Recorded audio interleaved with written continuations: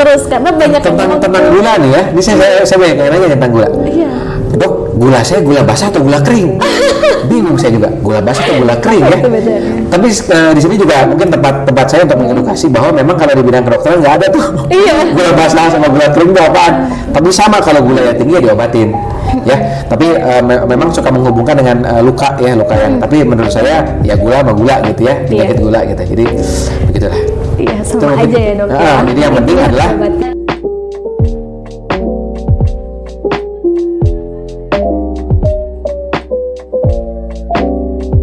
Assalamualaikum warahmatullahi wabarakatuh. Sampurasun wargi Pakuwon. Perkenalkan, saya dengan Dr. Lianti Dewi Mulyani, dokter internship di Rumah Sakit Umum Pakuwon Sumedang. Pada kesempatan kali ini, saya ditemani dengan dokter spesialis penyakit dalam, yaitu Dr. Saditya Gumilang. Perkenalkan, wargi Pakuwon sekalian, saya Dr. Saditya Gumilang, dokter spesialis penyakit dalam yang bertugas di Rumah Sakit Pakuwon. Terima kasih atas undangannya, Dr. Lianti. Iya dok. Saya bisa berdiskusi bersama di sini dalam wadah di podcast ya, podcast di Pakuwon. Gimana nih? Ada yang mau dibicarakan tidak nih? Ada nih dok, kasus yang lagi banyak di masyarakat, terus banyak masyarakat juga yang pasti kepo atau ingin tahu dok tentang apa sih kasus ini. Nah, penyakit yang akan kita bawakan atau akan kita ulik sekarang ini adalah mengenai penyakit gula atau dikenal di masyarakat dengan kencing manis ya dok ya. Nah, itu disebut dengan diabetes mellitus. Di sini saya udah nyiapin beberapa pertanyaan nih buat dokter. Banyak ya pertanyaannya. Iya, banyak dok, lumayan. Tapi pertanyaannya ini pasti pertanyaan yang banyak orang ingin tahu sih tentang kasus ini. Gimana dok, langsung aja atau bagaimana? Gas lah pokoknya ya. Iya, siap. Baik, yang pertama nih dok, pengen nanya apa sih itu diabetes mellitus dok? Oke, terima kasih banyak pertanyaan Dr. Lianti. Memang diabetes mellitus adalah penyakit yang sering saya temui di masyarakat dan saya temui sebagai praktik saya sebagai dokter penyakit dalam. Iya dok. Saya sudah menyiapkan suatu slide atau gambaran yang wargi Pakuwon dapat lihat. Ini gambarannya nih tentang diabetes mellitus. Apa sih diabetes mellitus? Jadi ternyata diabetes mellitus ini adalah suatu penyakit metabolisme, terjadi metabolisme ya, dengan karakteristiknya gula yang tinggi atau hiperglikemia secara medis. Artinya dia kerusakan dalam bagaimana pankreasnya mengeluarkan insulin ataupun bagaimana insulin bekerja. Dan pada kenyataannya nih, dan pada perkembangan ilmu saat ini Dr. Lianti, penyebab dari diabetes mellitus ini itu beragam. Bisa dibayangkan kalau dari patofisiologi ini itu terdiri dari 11 penyebab diabetes mellitus. Saya sebutkan satu persatu secara garis besar. Bisa dari problem dari kelainan di pankreasnya, baik beta maupun alfa, lalu juga bisa problem di sel lemak, sel otot, kelainan pada hepar, otak, bagaimana meregulasi nafsu makan dan lain-lain, kelainan pada usus besar, usus halus, ginjal yang saat ini juga sedang berkembang, patofisiologi juga sedang dalam penelitian lebih lanjut, kelainan pada lambung, dan yang terakhir karena kemarin kita berhadapan dengan kasus COVID, hingga sistem imun pun ini sangat berpengaruh terhadap kejadian diabetes mellitus. Jadi begitu luas ya Dr. Lianti untuk bicara tentang apa sih itu diabetes mellitus. Tapi kuncinya adalah kelainan dari bagaimana tubuh kita mengatur kadar gula darah. Begitu Dr. Lianti. Berarti dari kadar gula darah yang tidak terkontrol ya dok ya. Betul. Selanjutnya dok, ingin tahu nih di masyarakat itu sendiri seberapa beratkah kasus diabetes ini yang sedang kita hadapi nih dok di masyarakat? Oke, terima kasih Dr. Lianti. Nah, jadi Dr. Lianti ini cukup menggebrak juga nih datanya yang saya temukan, bahwa ternyata tahun 2019 saja itu terdapat 463 juta orang yang hidup di dunia dengan diabetes. Diprediksi mencapai 700 juta pada tahun 2045. Bayangkan bagaimana terlihat di dunia ya bicaranya. Lalu di Indonesia ini pada penelitian tahun 2003 itu prevalensi atau kejadian diabetes itu 14,7%. Aduh. Diulang lagi pada tahun 2018, ternyata peningkatannya 8,5% dari yang awal. Jadi terbayang itu jumlahnya semakin banyak di Indonesia sendiri. Yang jadi masalah setelah terjadi suatu kejadian diabetes ini, terdapat efek lanjutan pada tata laksana dan gaya hidup, dan ini berefek pada permasalahan pada bidang ekonomi juga nih. Kita lihat nih. Jadi ngaruh juga ya dok. Jadi nggak semudah itu kita bicara tentang diabetes. Ternyata banyak faktor ini yang berakibat pada diabetes. Saya bicara lagi tentang diabetes juga nih di dunia nih.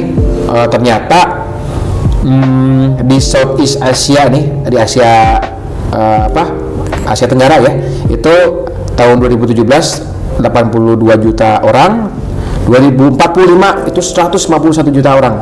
Bayangkan Indonesia yang 200 juta orang itu di Southeast Asia aja bisa populasi sebanyak itu gitu ya. Itulah masalah terlihat yang kita hadapi. Jadi ini memang tidak mudah dan wajib kita ketahui ya. Iya. Gitu ya. Berarti memang dari tahun ke tahun memang peningkatannya itu sangat signifikan ya dok ya? Betul. Bukan hanya di Indonesia sendiri, bahkan ini kasus dunia ya dok ya? Betul sekali. Selanjutnya dok, ingin tahu nih, kan tadi kita udah ngomongin tentang apa itu diabetes, terus kasusnya juga ternyata banyak banget. Biar kita tahu nih dok, wargi Pakuan juga biar tahu apa aja sih tanda dan gejala diabetes mellitus. Baik, terima kasih wargi Pakuan, terima kasih nih Terlianti atas bimbingan arahannya, pertanyaannya. Jadi tentunya ada kan gejala-gejala yang perlu kita ketahui tentang keluarga kita, seperti apa. Apa sih klasiknya? Yaitu yang pertama, poliuri, sering kencing, polidipsi, pengen lapar terus pengen makan, dan ada penurunan berat badan yang nggak bisa dijelaskan penyebabnya gitu. Walaupun sebabnya banyak, tapi kita perlu mengetahui tentang diabetes. Ada keluhan lain, lemes aja gitu, lemas badan, ada kesemutan, singsirumen ya kalau sundanya, gatal, mata kabur.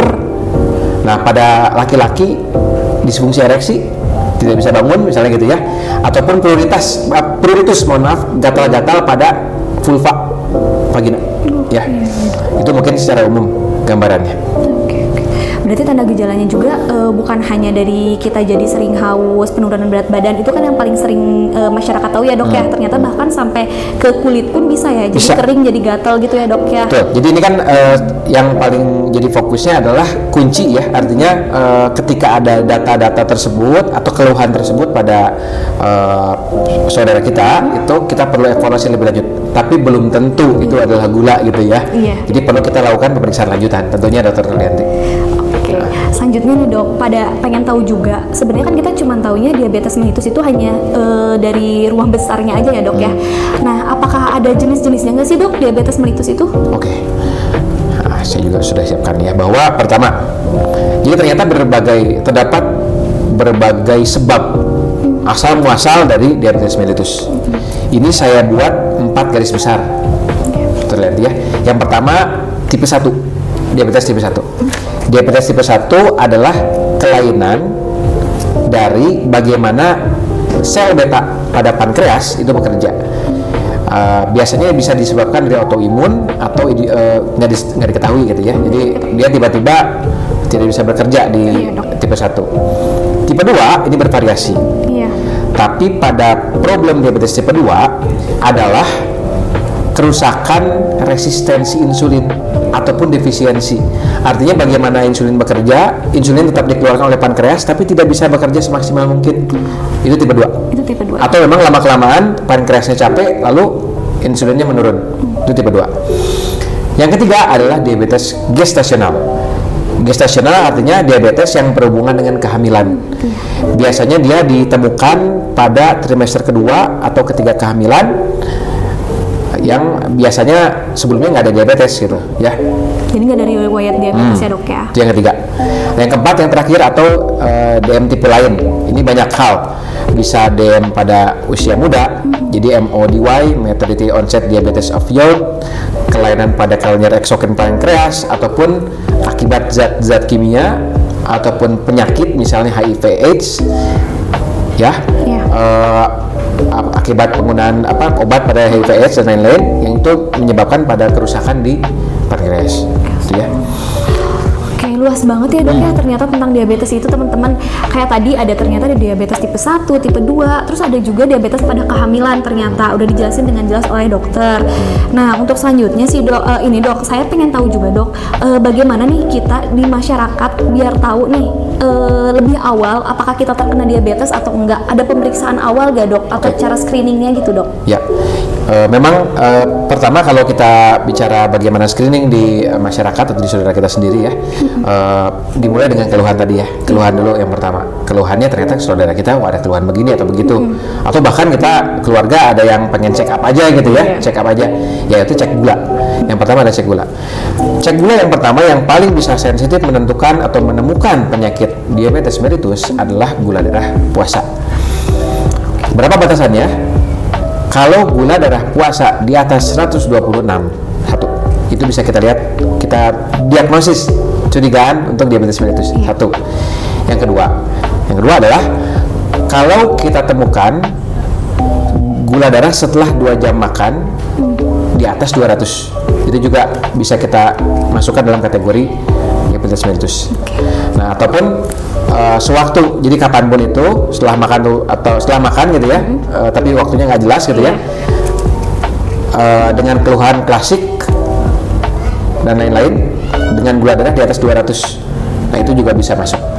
Nah, ataupun pemeriksaan yang lebih spesifik itu adalah pemeriksaan HbA1c. Penilaian HbA1c di atas 6,5 itu menunjukkan diabetes mellitus ya. Perlu diketahui nih Dr. Lianti, kan bisa juga kita menemukan gula darah yang misalnya antara 100 sampai ke 126 gitu ya, belum mencapai ke diagnosis 126. Itu apa sih arahnya? Nah, iya gimana dok? Nah, ini banyak kasus terjadi kasusnya, itu yang disebut dengan prediabetes, atau sudah mulai terjadi kelainan pada resistensi insulinnya gitu ya, terjadi kelainan dalam metabolisme glukosa. Nah, ini perlu pertimbangan lebih lanjut. Jadi ada beberapa, kalau kita bisa simpulkan ada beberapa tipe ini kalau kita sudah periksa gula ya. Misalnya ada keluhan dan lain-lain, kita periksa gula, bisa saja dia normal ya. Kalau belum mencapai tanda-tanda diabetes bisa prediabetes, bisa juga kalau sudah masuk dalam diagnosis ya diabetes. Jadi sudah masuk dalam kasus diabetes. Begitu terlihat. Oke dok, wah dok ternyata kita bisa tahunya itu dari pemeriksaan lebih lanjut ya dok ya. Tapi emang kitanya harus tahu dulu dari awal tentang tadi yang tanda gejala dulu ya. Kalau misalnya udah ada tanda dan gejala itu lebih baik diperiksakan juga ya dok ya. Tadi dengan yang pertama kan bisa tadi cek gula darah puasa, gula darah sewaktu atau 2 jam setelah makan itu bisa. Terus juga tadi yang ada yang lebih spesifik tadi yang HbA1c ya dok ya. Oke, ternyata banyak banget sih pemeriksaannya juga untuk screeningnya ya. Terus untuk selanjutnya dok pengen tahu nih faktor resiko apa aja sih yang bisa menyebabkan terjadinya diabetes atau orang yang sangat beresiko terkena diabetes itu sendiri. Oke, baik.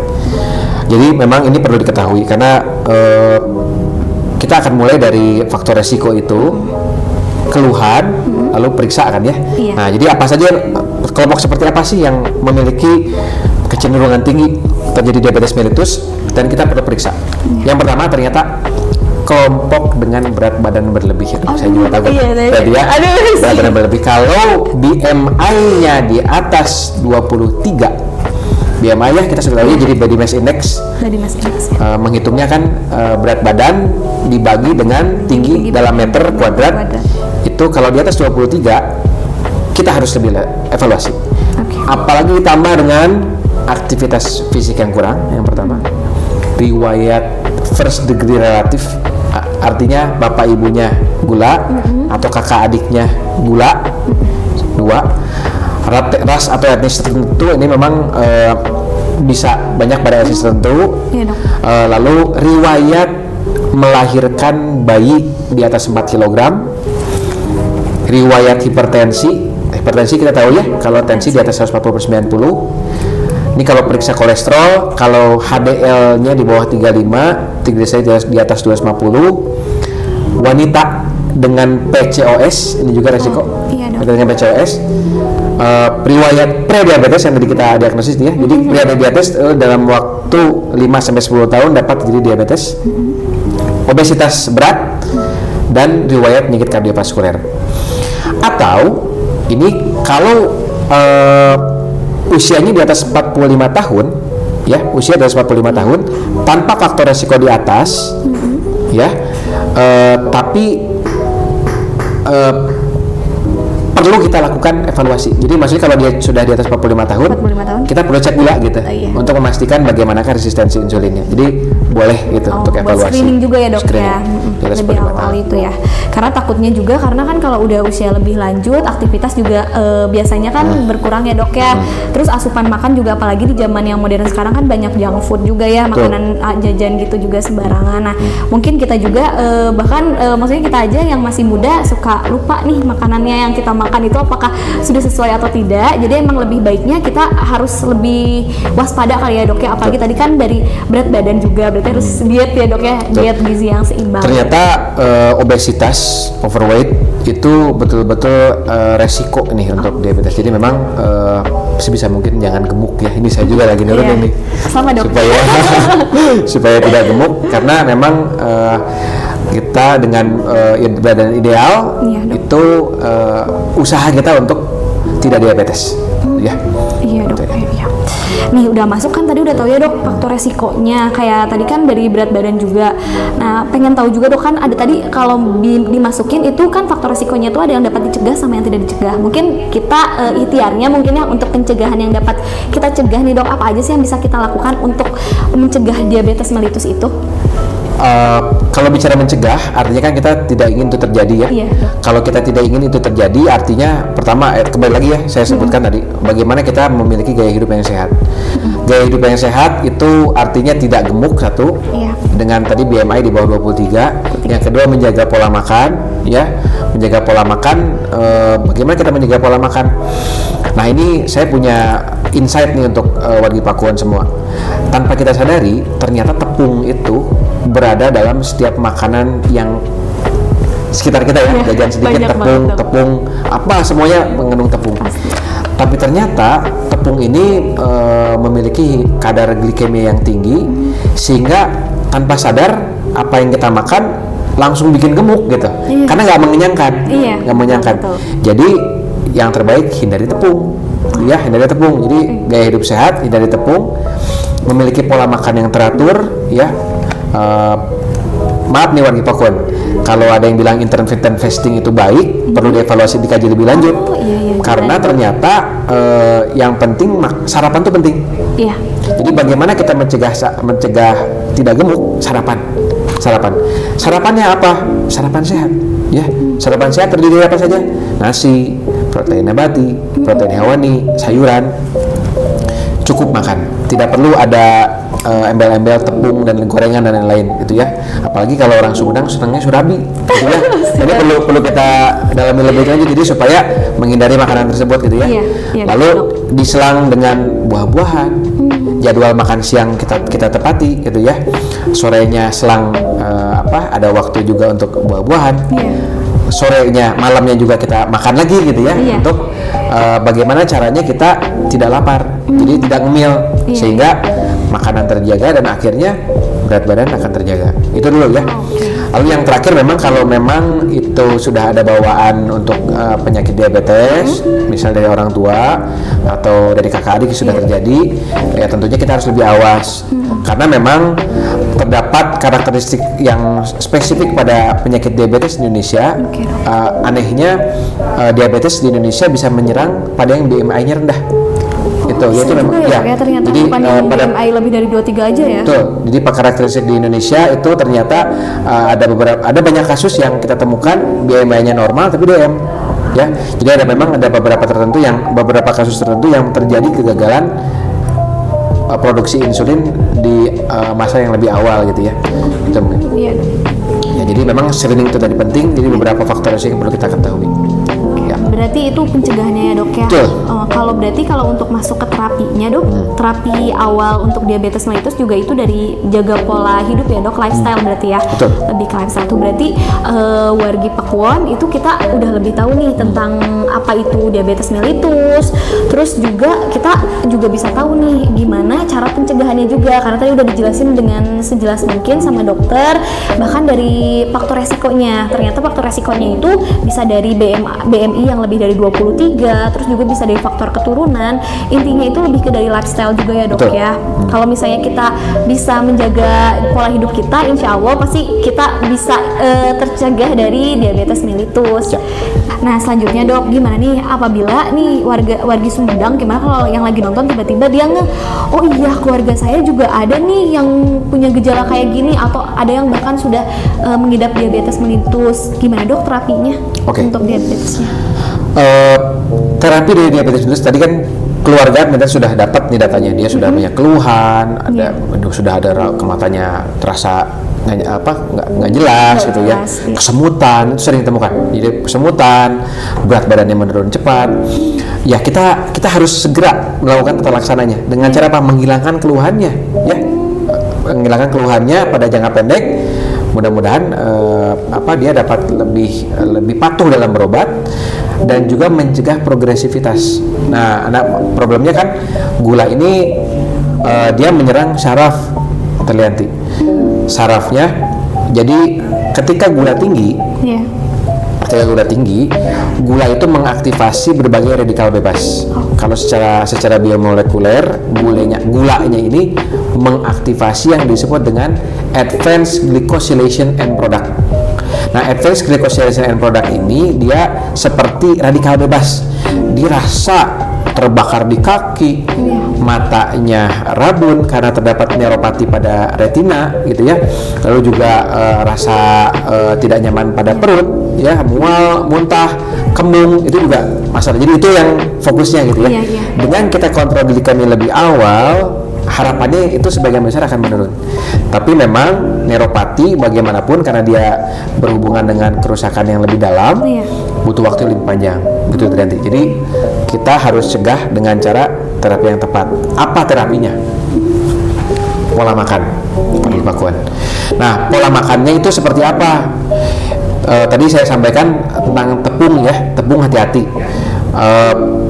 Tentu kalau misalnya pasien-pasien gula nggak boleh dong makan yang manis. Ada yang suka nanya sama saya, dok boleh nggak makan gula aren? Nggak boleh ya, gitu ya, gula aren hati-hati. Tapi memang kalau gula dengan 0 kalori seperti gula-gula buatan untuk diabetes gitu ya, itu bisa digunakan. Ya, walaupun memang ya tidak boleh terlalu banyak karena meningkatkan nafsu makan juga gitu ya. Nah, lalu selanjutnya makanan berlemak tidak boleh, seperti fast food atau junk food gitu ya, semuanya yang bertepung. Hati-hati, makanan yang terlalu banyak lemak, goreng-gorengan, dan terlalu banyak natrium. Ini Terlianti. Seperti apa terlalu banyak natrium? Ikan asin, telur asin, makanan kaleng dan lain-lain. Kenapa saya bilang natrium berhubungan dengan gula? Ketika natriumnya kita berikan terlalu banyak, gula itu tensi akan meningkat. Tensi dan gula jadi problem kardiovaskuler akhirnya. Jadi tetap selain dari kurangi gula dan juga kurangi natrium ya, supaya tidak jantungnya baik gitu ya. Dan latihan fisik, olahraga. Itu olahraga. Nah, ini olahraga ini memang kita apalagi yang sibuk agak sulit untuk olahraga. Tapi saran terbaik, olahraga memang harus dirutinkan. Memang olahraga itu ada beberapa tipe ya. Bagaimana olahraga dalam bentuk aerobik ya, atau bagaimana olahraga membentuk otot nih yang lagi tren tuh gym gitu ya. Nah, keduanya bagus Terlianti. Keduanya bagus untuk pengelolaan DM ini. Kenapa saya bilang bagus?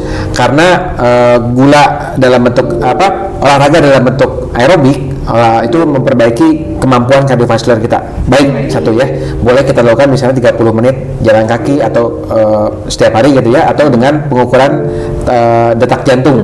Bisa kita atur mencapai target itu, mungkin kita bisa diskusi lagi ya. Lalu yang kedua, dengan penguatan otot, baik itu untuk seperti gym itu baik. Jadi gym atau penguatan otot, membentuk massa otot, meningkatkan massa itu baik. Kenapa? Karena di situ gula dipakai. Gula dipakai agar tidak terjadi penumpukan gula dan penurunan resistensi insulin. Itu baik. Nah, memang ketika stabil itu yang kita lakukan. Iya.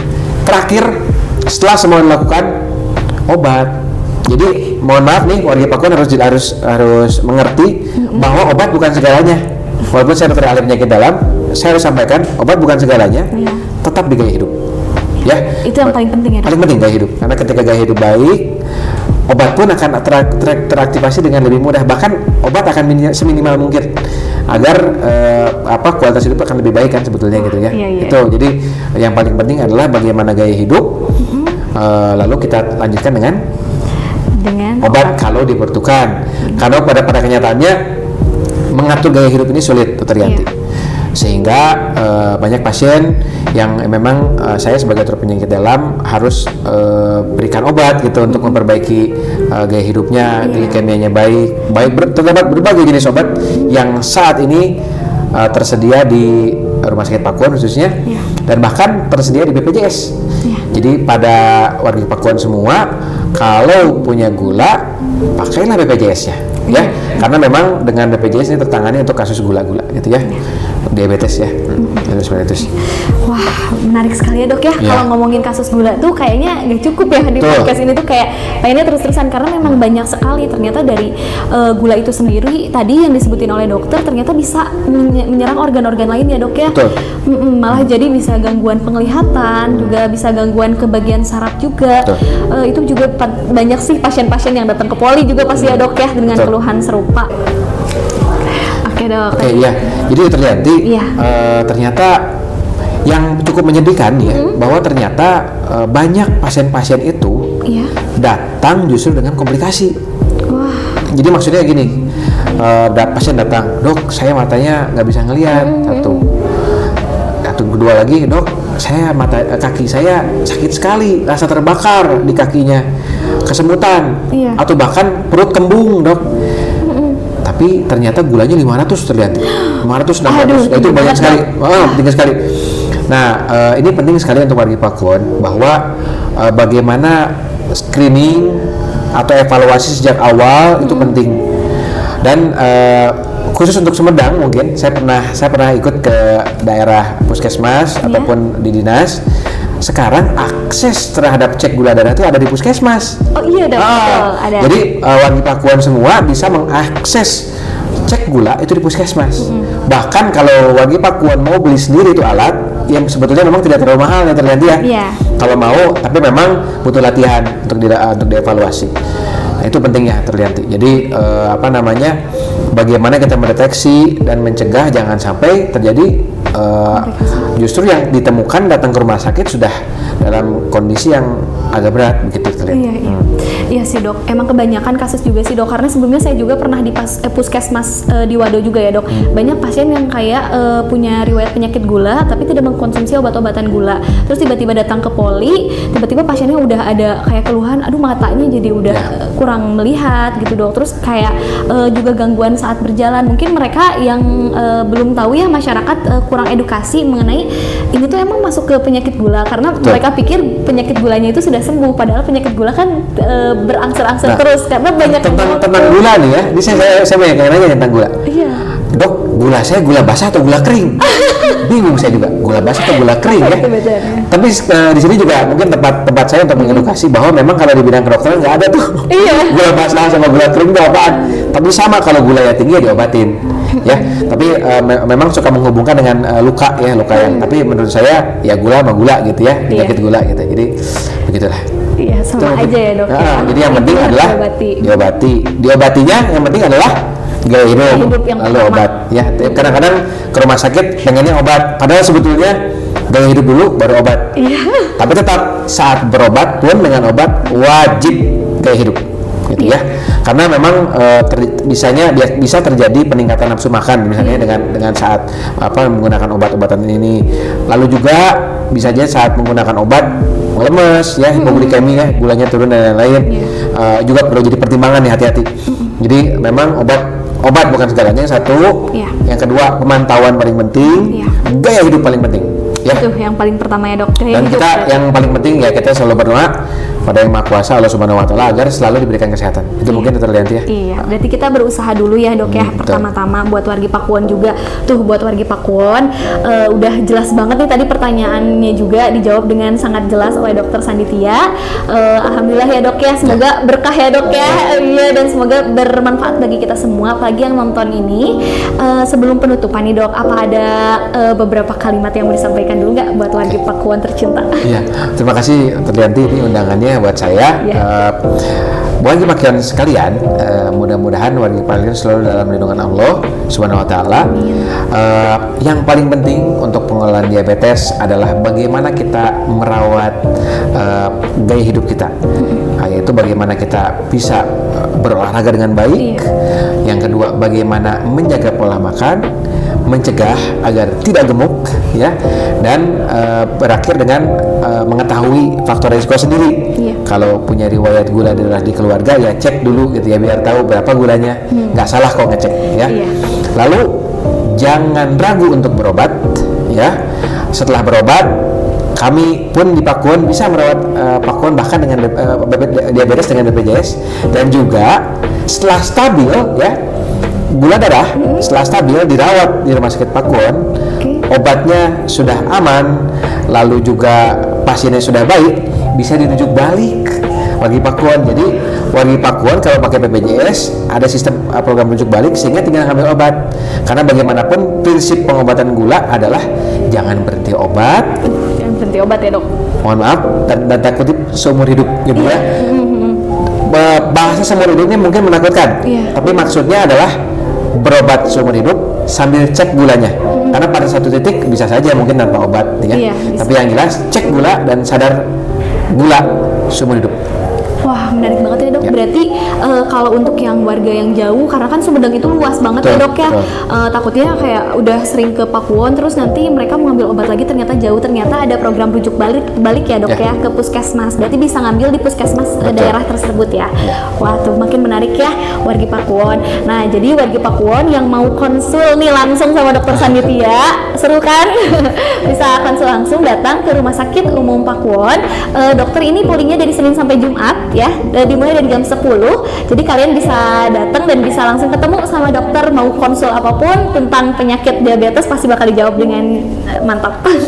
Terima kasih. Iya. Terima kasih. Iya, terima kasih banyak ya dok ya untuk waktunya, sudah meluangkan waktu, udah berbagi informasi ke kita. Semoga kita yang menonton dan yang mendengarkan tentang podcast ini bisa mengamalkannya juga ya dok ya di kehidupan sehari-hari. Amin. Gitu. Amin. Amin.